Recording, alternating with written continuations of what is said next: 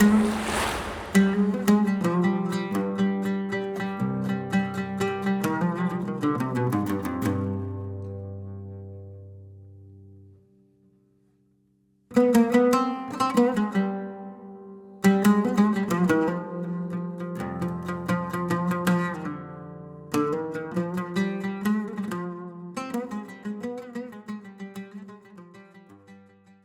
serais peut-être obligé, pour être plus ou moins cohérent, d'utiliser mon texte, de parler, donc de lire un petit peu à quelques moments par endroit le texte, quand je sentirai que, parce que l'histoire, il y a eu une petite histoire, donc oui, bien. Donc, je suis extrêmement content d'intervenir ici et de parler d'un sujet que j'estime d'actualité, qui est donc l'altérité.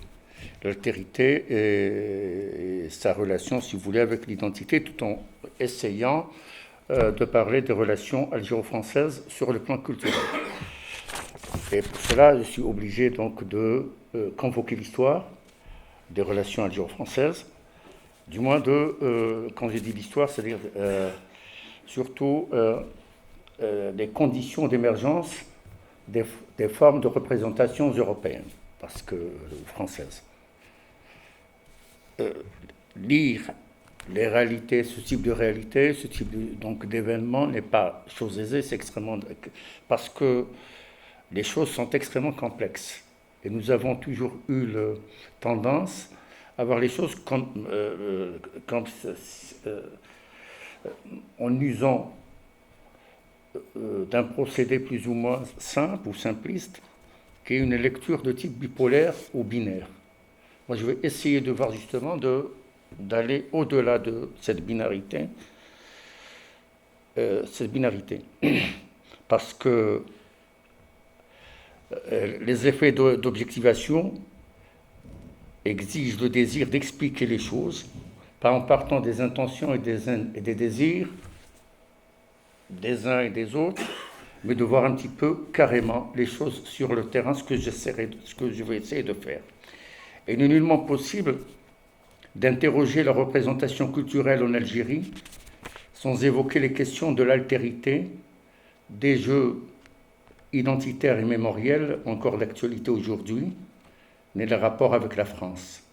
Il est évident que les formes européennes de représentation, ou les formes françaises si vous voulez, ont été adoptées dans un contexte particulièrement tragique, celui de la colonisation, marginalisant sérieusement les structures autochtones. Il y a eu ces derniers temps des discussions autour de la question mémorielle, mais aussi des démêlés au sujet de la notion de nation ou d'État-nation. Ces derniers temps, il y a eu la commission mixte algéro-française. La partie française est animée ou dirigée par Stora. Et là se pose le problème peut-être de la relation avec la mémoire. Est-ce qu'on peut dompter une mémoire? Est-ce qu'on peut parler de réconciliation des mémoires dans des situations où les deux entités ne pouvaient dialoguer? C'était l'impossible dialogue. Est-ce que nous sommes... En plus, le rapport que nous avons avec la mémoire, c'est un rapport présent, c'est-à-dire une sorte de paradoxe. C'est que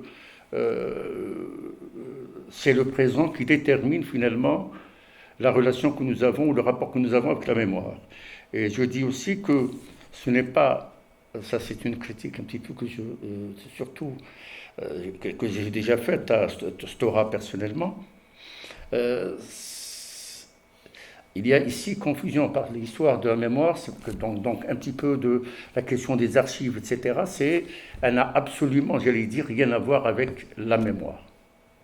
L'histoire, ce n'est pas la mémoire. Et je crois que Stora se trompe lourdement, et les autres, donc ceux de la commission, en confondant histoire et mémoire, comme si nous pouvions, comme s'il pouvait y avoir, comme si la mémoire était sélective, comme si on pouvait parler d'une mémoire univoque, comme si alors que la mémoire est en mouvement. Elle est en mouvement. Il n'y a pas de mémoire statique. Il est donc primordial de ne pas évoquer dimension coloniale française, et aussi j'ai oublié, parce que j'allais parler aussi de la rencontre de Macron avec des étudiants, où il avait parlé de nation, à propos de l'Algérie, de nation en formation. Déjà Thorez en a parlé, mais Thorez on avait parlé autrement, c'est-à-dire l'objectif de Thorez voulait dire finalement pas uniquement la nation algérienne qui était en formation, toute nation est en formation. Et là, le regard que nous avons souvent, nous considérons toujours ces entités comme si elles étaient des entités statiques, monolithiques, comme si elles ne bougeaient pas, alors qu'elles sont hors mouvement. Toute nation, quelle qu'elle soit, est en formation. Et c'est vrai, il y a eu une crise à cause de ça, il y a eu des réactions extrêmement violentes d'Alger, mais personne n'a cherché à définir ce que c'est que nation, et ce que c'est que l'État-nation, et à quel moment a émergé justement cet État-nation dont on parle souvent et qui sont, ces dernières années, ces dernières décennies, en quelque sorte en déliquescence.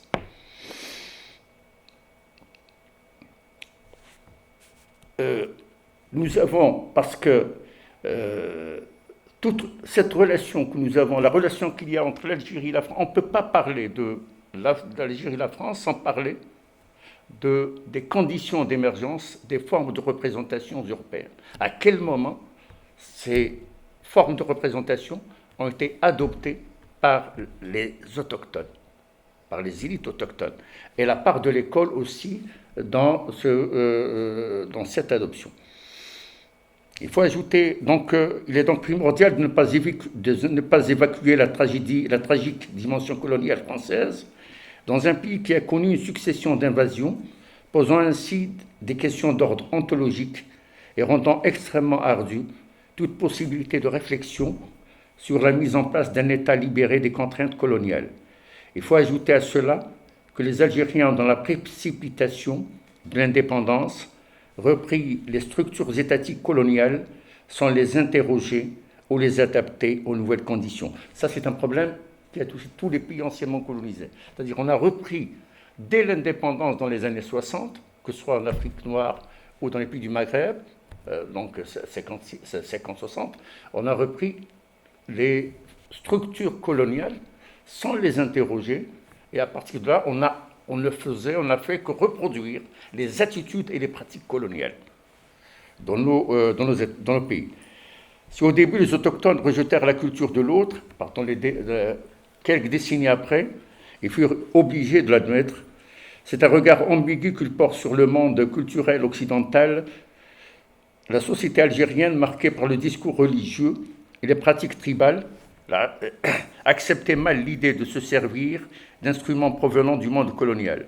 Déjà, tout avait commencé par une sorte d'hypothèque originelle et une nécessaire appropriation du discours de l'autre. Parce que c'était, comme disait le Sharaf, c'était une culture de nécessité. Nous étions obligés, à un moment de l'histoire, d'adopter les formes de représentation par survie biologique, de représentation européenne. Le début du XXe constitue un moment essentiel dans l'éveil nationaliste et l'adoption de nouvelles formes de représentation empruntées à la France, engendrant la mise en œuvre d'une véritable coupure épistémologique, l'émergence de nouveaux langages et d'une nouvelle histoire, convoquant de nouveaux processus discursifs et engendrant de graves crises et dangereuses fissures dans le corps social, donnant à voir plusieurs instances et formations culturelles antithétiques et opposées.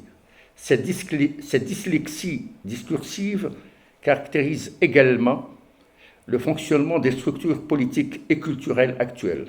Le colonisé prend conscience de la nécessité de se nourrir de la culture du colonisateur, considérée comme un élément fondamental de la modernité, entre guillemets.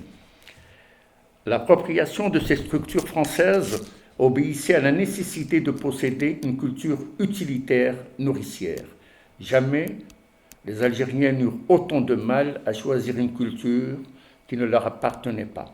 L'Autochtone avait déjà sa propre culture, ses propres cultures et ses traditions. L'Européen venait bouleverser son état mental et sa vie sociale.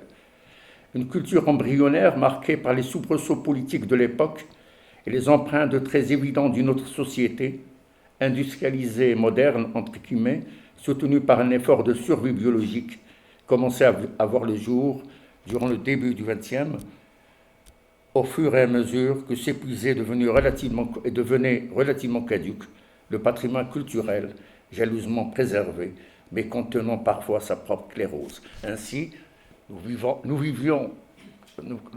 allions vivre, et nous vivons aujourd'hui, une sorte de situation de type transculturel. C'est-à-dire, c'est la culture dominante, la culture coloniale, la culture conquérante qui domine, et il y a des résidus de la culture autochtone.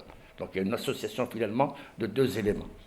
Les uns tirés d'une culture dominante, donc qui est la culture conquérante, coloniale, et la culture autochtone.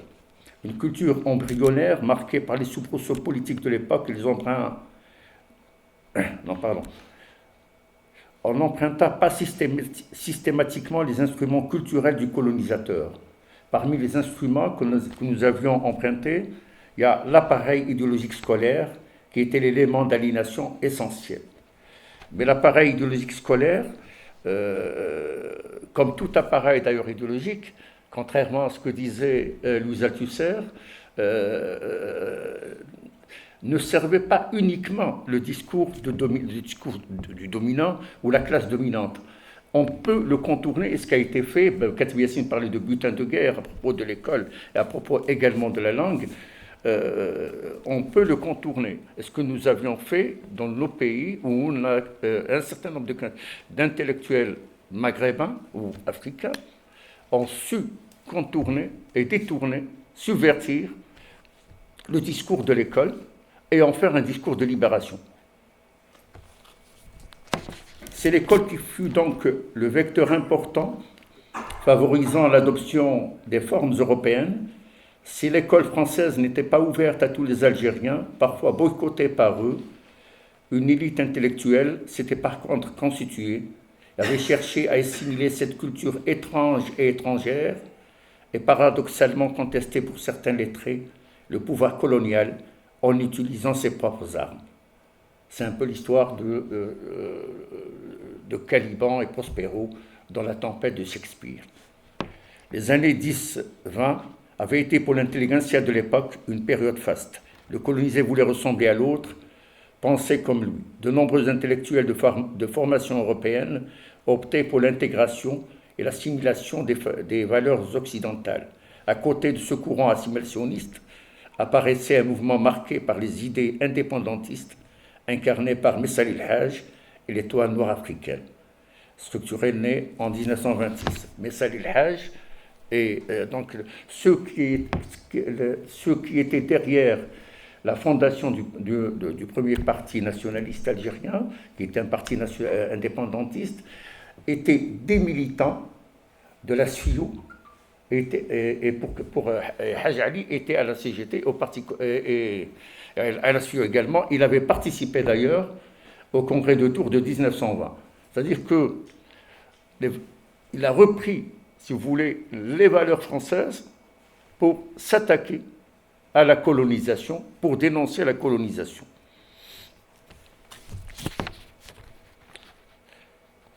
À l'époque, donc, les autorités françaises enfermaient plusieurs médecins, un très faible taux de personnes fréquentaient l'école française. Selon une phrase souvent citée d'un professeur nommé Émérite, la proportion des illettrés en Algérie de 1830 était relativement moins forte qu'en France à la même période. Marcel Aigretto, qui cite Marcel Rosé, Voyage dans la résidence d'Alger, édité en 1883, estimait qu'il y avait 100 écoles publiques et particulières dans Alger à l'arrivée des Français. Avant la conquête française, des centaines de madrasas, des écoles, existaient un peu partout dans le pays. On y enseignait le Coran et la grammaire arabe. Les enseignants se formaient dans les zaouïas. L'instruction avait une certaine efficacité. En 1839, par exemple, 95 indigènes fréquentaient, le mot a été par la suite, entre guillemets marqué du sceau de la négativité, alors que tout simplement c'est le sens d'autochtone. Donc, jusqu'en 1914, le nombre d'élèves algériens était infime. Malgré la loi Jules Ferry qui rendait l'enseignement gratuit et obligatoire, la proportion des enfants scolarisés restait faible. Jules Ferry lui-même n'était nullement chaud à l'instruction des autochtones. La loi était surtout mise en œuvre au profit des populations françaises. Même si parfois certaines familles de notables algériens profitaient d'une certaine ouverture. Entre rien, l'école musulmane asphyxiée et l'école française, disait Jacqueline Arnoux, les Algériens préféraient malgré tout cette dernière. Le projet scolaire était mis en place contre la volonté des colonisés et de nombreux acteurs de la puissance coloniale. En 1962, 10% des Algériens étaient scolarisés. Il y avait deux mondes, deux univers qui ne pouvaient même pas se regarder. Le premier déniait au second sa propre existence. Sur le plan politique, idéologique et culturel, de profonds bouleversements avaient eu lieu, surtout quand on sait qu'à l'école, les instituteurs développaient souvent les thèses de la Troisième République et les valeurs de liberté contenues dans le discours de la Révolution de 89 et des Lumières, mais oubliées dans le contexte d'exploitation coloniale, négateur de toute idée de liberté et d'égalité. L'école en principe obligatoire en 1883 permit, même si elle était très sélective et idéologiquement trop orientée, la formation d'une élite algérienne qui élabora ses premiers textes et travaux juste après la Première Guerre mondiale. La contestation allait devenir plus organisée. Des grèves, de violents mouvements politiques et des manifestations de réprobation avaient affecté l'Algérie. Des romans, des livres d'histoire et des essais étaient publiés. Le premier parti algérien, le NA, on en a parlé, avait vu le jour. Sa revendication essentielle était l'indépendance nationale. Les élites francisées allaient prendre la tête de tout le mouvement de contestation du régime colonial.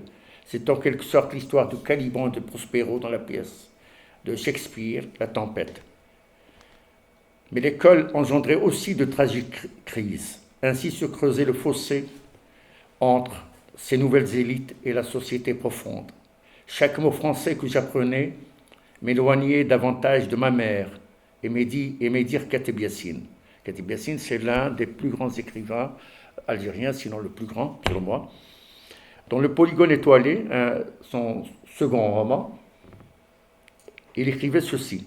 « Jamais je n'ai cessé, même au jour de succès, près de l'institutrice, de ressentir au fond de moi cette seconde rupture du lien ombilical, cet exil intérieur qui ne rapprochait plus les colliers de sa mère que pour les arracher, chaque fois un peu plus au murmure du sang, au frémissement réprobateur d'une langue bannie, secrètement d'un même accord, aussitôt brisé que conclu, ainsi avait perdu tout à la fois ma mère et son langage, le seul trésor inaliénable et pourtant aliéné.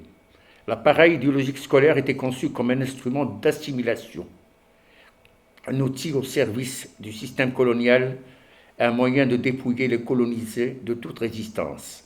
Les programmes d'enseignement s'articulaient autour d'un discours qui privilégiait la soumission, le fatalisme et la supériorité de la culture française. L'extrême complexité de l'appareil idéologique scolaire, trop sujet à de multiples contradictions, rendait les désirs des concepteurs peu opératoires.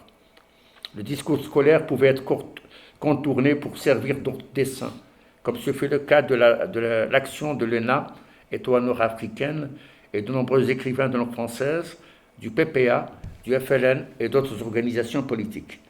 La proclamation du 1er novembre avait été initialement écrite en français, comme la plateforme de la Soumam ou de Tripoli et la charte d'Alger. D'ailleurs, les premiers nationalistes avaient fréquenté l'école française. Les appareils idéologiques ne peuvent en aucun cas fonctionner comme des mécaniques, des espaces monolithiques, mais sont marqués par les bruissements, les rumeurs et les mouvements de la société. L'école, paradoxalement à la fois lieu d'attraction et de répulsion, a joué un rôle important dans l'émergence de nouvelles formes européennes et l'éveil nationaliste. C'est dans de telles conditions que vont apparaître les premières productions littéraires et artistiques marquées par la présence de traces culturelles françaises. Cela va caractériser tous les textes et le fonctionnement de la représentation littéraire et artistique algérienne.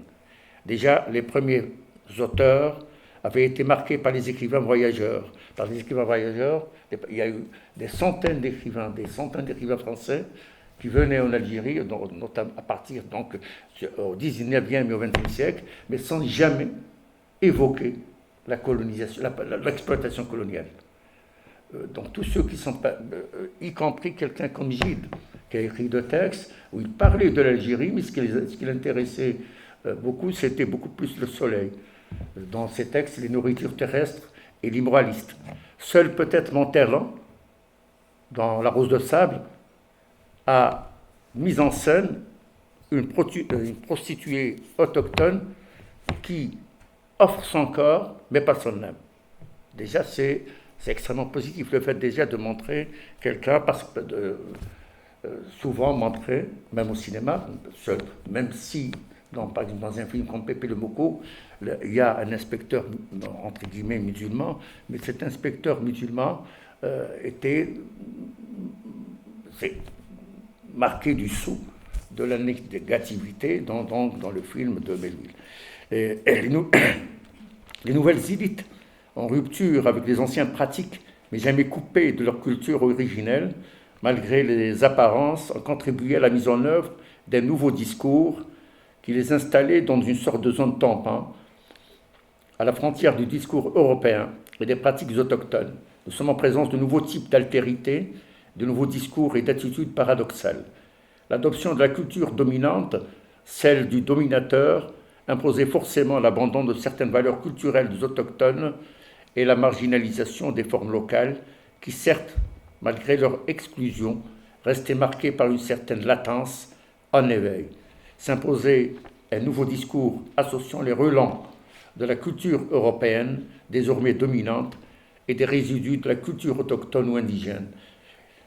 D'ailleurs, une lecture des textes de théâtre, des textes dramatiques algériens, montre justement cette culture de type transculturel, où le primat de l'appareil revenait au théâtre, c'était le théâtre de type européen ou de type français qu'on voyait, mais il y avait aussi un certain nombre de résidus de la culture populaire, par exemple à travers le chant qui est utilisé dans les textes, la structure circulaire, si on parlait ainsi, ou en spirale, dans les textes de Al-Lalo, Santaini, un certain nombre d'hommes de théâtre, donc les auteurs fondateurs du théâtre, entre guillemets, algérien.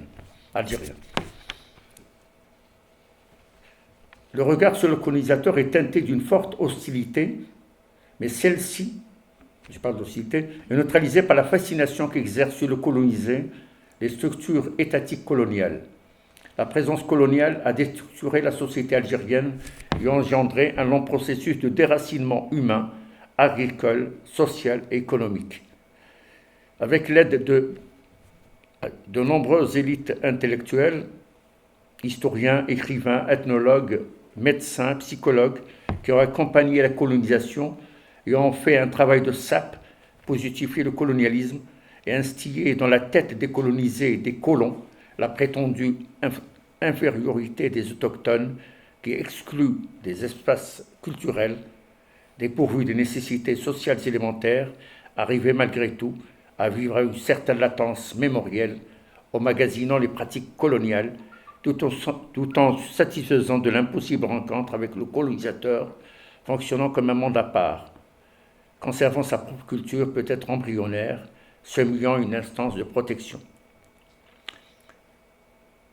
Des stéréotypes et des clichés se muent en traces inconscientes qui rendent tout à fait naturel, entre guillemets, parce qu'il faut se méfier de ce qu'on appelle la nature des choses. On en a fait d'ailleurs ces éléments, ces traces inconscientes deviennent à la limite naturelles, entre guillemets, dans la tête des colonisés et aussi des colonisateurs. D'ailleurs, Bourdieu parle d'habitus et Lévi-Strauss parle de structures inconscientes à propos pour ça. Transformant l'ex-colonisé en un zombie, un non-être qu'il accepte lui-même et continue à reproduire paradoxalement une fois à son pays indépendant ce type de pratique. Cette propension à péjorer les dominés n'est pas propre aux colons. Mais le colonisé, une fois indépendant, va user des mêmes pratiques, du même discours et de catégories lexicales similaires. Le colonisé pense toujours son histoire et son vécu en fonction de l'ancien colonisateur qui lui aussi continue consciemment ou inconsciemment à penser l'ancien colonisé comme inférieur. Ici et là, on continue à penser que les relations entre la France et l'Algérie font partie de la politique intérieure.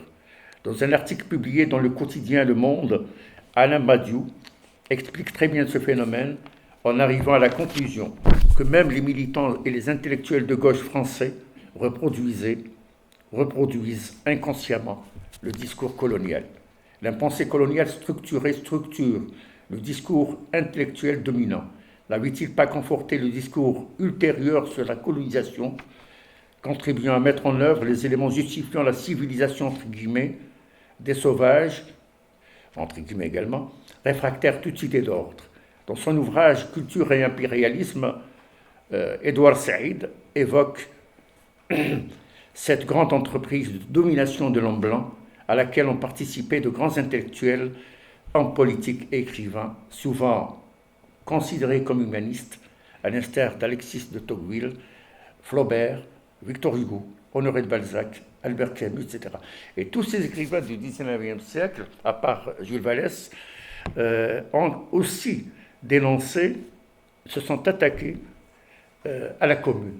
Donc seul Jules Vallès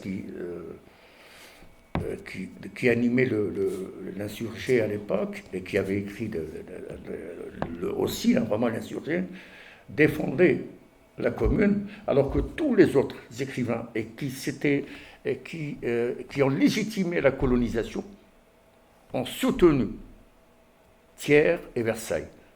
Et c'est extraordinaire. Il se trouve aussi que les communards ont été exilés en Nouvelle-Calédonie et les résistants algériens de 1871 ont été également exilés en Nouvelle-Calédonie et ils s'étaient retrouvés en Nouvelle-Calédonie. Il y a eu d'ailleurs des mariages entre des Algériens, donc exilés, et des communards.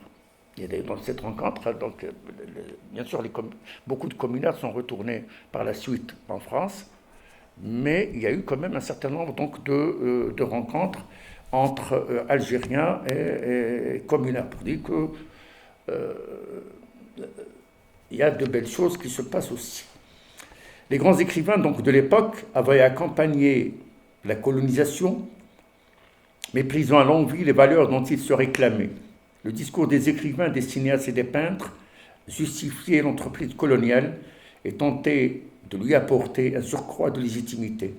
On évoquait une mythique libération des indigènes, considérés comme de vrais sauvages, sans aucune profondeur historique. On partait de l'idée chère à Gobineau de l'inégalité des races et de la supériorité de la domination de la civilisation européenne. L'autre, le colonisé, est sans histoire, sans identité, une simple silhouette sans épaisseur. Cette image investit fortement l'imaginaire de l'occidental qui ne peut en aucune manière se défaire de cette attitude. Mais dans le contexte idéologique particulier, les autochtones vont chercher à réutiliser les valeurs du colonisateur pour en faire un espace de remise en question de son discours. Le repli identitaire tactique devenait un élément central du discours construit par les militants nationalistes, répliquant ainsi à ce fallacieux mensonge de la colonisation, se considérant comme dans son droit de vouloir civiliser les Algériens marqués du sol de la négativité et de l'absence de culture, oubliant toute l'histoire de ces autochtones, l'effaçant de tous les manuels scolaires.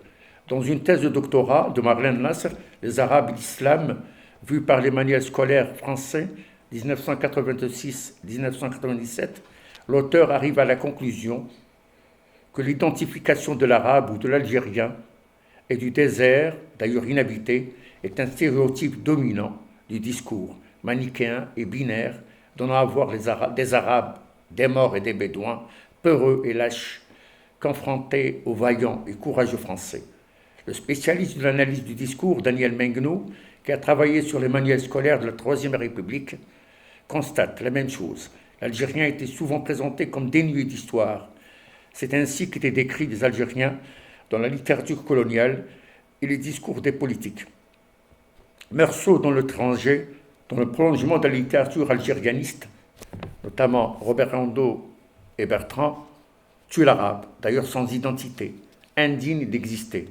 Gérard de Nerval, qui n'était pas le seul, on peut citer entre autres auteurs Lamartine, Chateaubriand, Renan, Hugo, Flaubert, Delacroix et bien d'autres, reprit à son compte la théorie de Montesquieu sur le despotisme oriental.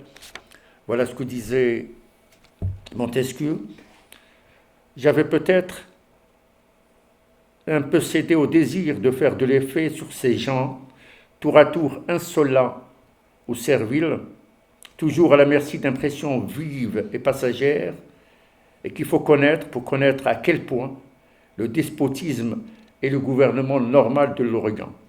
Jules Ferry ne disait-il pas à propos de l'Algérie qu'il fallait réduire ce peuple à néant? Si nous avons le droit d'aller chez ces barbares, c'est parce que nous avons le devoir de les civiliser. Il faut non plus les traiter en égaux, mais se placer au point de vue d'une race supérieure qui conquiert. Son discours est d'actualité. Il faudrait tout simplement substituer au mot civilisé le verbe un peu récent, démocratiser. Même des écrivains comme Albert Camus avaient accompagné l'Empire en refusant de dénoncer la colonisation, satisfaisant d'articles sur la misère en Kabylie, omettant de mettre en accusation le système colonial. Ce jeu parodique met en scène les différentes postures d'une altérité nourrie des traces profondes d'une histoire conflictuelle et d'une mémoire à tâtons. La notion du double ou binarité, chère à Michel Foucault et dominant profondément l'épistémée contemporaine, caractérise le discours ambiant, donnant à lire les formations discursives, mettant en scène une figure authentique et sans clone, appelée à légitimer la présence du signe premier et de dépouiller de toute historicité en l'investissant de charges mythiques. Les rapports de domination sont soutenus par tout un travail de fabrication de l'ennemi, souvent pris en charge par la machine médiatique, productrice d'images et de discours, rabaissant davantage le colonisé et soutenant les représentations de type impérialiste et orientaliste. Les structures inconscientes constituent les lieux prédisposés d'emmagasinement de la parole, des espaces latents. Chacun porte les stigmates d'une construction mémorielle marquée par des siècles de tensions et de rencontres. L'espace du colonisé était péjoré, marqué du sceau de l'intégrale négativité. Il était et perçu comme le lieu d'une faute originelle, peuplée de silhouettes et d'ombres chinoises. L'autre était et considéré comme incapable d'entrer dans l'histoire, vivant dans un univers se caractérisant par une profonde inhumanité et une extrême atemporalité. En 1975, Valéry Giscard d'Estaing était allé en Algérie. Il a utilisé une phrase qui avait provoqué l'ire de beaucoup d'Algériens et du président Boumedienne à l'époque. C'était celle-ci. L'Algérie, la France historique salue l'Algérie indépendante. La France a une histoire, l'Algérie n'a pas d'histoire. Elle commence enfin à vivre plus ou moins, donc à connaître une histoire, à avoir une certaine histoire. Et par la suite, quelques décennies après, un autre président français, Sarkozy, à Dakar, dit ceci: l'Afrique, j'ai oublié la citation, pourquoi l'Afrique n'a pas connu d'histoire, n'est pas assez entrée dans l'histoire. Il faut essentialiser les colonisés. En essentialisant les colonisés, finalement, on les piège. Donc, l'indépendance, oui, l'image intériorisée, assimilée à gauche et à droite, faisait, parce que ça a touché que ce soit les gens de gauche ou de droite, faisait fait de l'autre un alter ego inférieur, peu digne de l'humain. Même Léon Blum, ancien président socialiste du Conseil des ministres, considérait les colonisés comme des sauvages, une race inférieure. Voilà ce qu'il disait. Nous avons trop l'amour de notre pays pour désavouer l'expansion de la pensée, de la civilisation française. Nous admettons le droit et même le devoir des races supérieures d'attirer à elles celles qui ne sont pas parvenues au même degré de culture et de les appeler au progrès réalisé grâce aux efforts de la science et de l'industrie. Et aussi, oui, je vais donc terminer, Karl Marx lui-même, quand il est venu à Alger, avec Engels aussi, disait des choses qui sont... Donc Karl Marx considérait aussi les Algériens, ou du moins ce qu'il avait rencontré à l'époque, comme des sauvages. Donc il y avait cette intériorisation du discours, c'est qui dépassait finalement que les gens, c'est-à-dire l'école a joué un rôle extrêmement important dans instillant dans la tête des gens que les colonisés, ou pire que les colonisés, ceux qui ne leur ressemblent pas sont des sauvages, sont étranges et étrangers. D'ailleurs, donc, pas uniquement, la lecture de Marx, c'est la même lecture qu'il a faite sur les Indiens, sur l'Inde, dans son voyage en Inde et aussi en Irlande. Marx a changé plus ou moins, il y a eu quand même une amélioration, il a plus ou moins changé par la suite, mais Engels est resté dans le même truc, c'est-à-dire Engels, le même discours sur les indigènes algériens, pour le reprendre. Un discours extrêmement négatif. Oui. Oui, oui. Ça change. Oui, oui. Voilà, bon. Mais... Oui, je termine avec Fanon. J'aime bien Fanon parce que c'est d'actualité. Oui. Je vais citer Fanon parce qu'il y a un truc à la fin. J'aime beaucoup ces propos de Frantz Fanon qui, dans Pont Noir, Masque Blanc, disait ceci, écrivait ceci. Le peuple européen qui torture est un peuple déchu, traître à son histoire. Le peuple sous-développé qui torture assure sa nature, fait son travail de peuple sous-développé. Le peuple sous-développé est obligé, s'il ne veut pas être moralement condamné par les nations occidentales, de pratiquer le fair-play, tandis que son adversaire s'aventure la conscience en paix dans la découverte illimitée de nouveaux moyens de terreur. Le peuple sous-développé doit à la fois prouver par la puissance de son combat son aptitude à se constituer en nation et par la pureté de chacun de ses gestes qu'il est jusque dans les moindres détails le peuple le plus transparent, le plus maître de soi. Les Palestiniens, c'est un petit peu ce qui se passe aujourd'hui pour les Palestiniens, qui devraient montrer qu'ils sont extrêmement purs, extrêmement gentils, donc dociles. Et ça, c'est la même, c'est ce que dit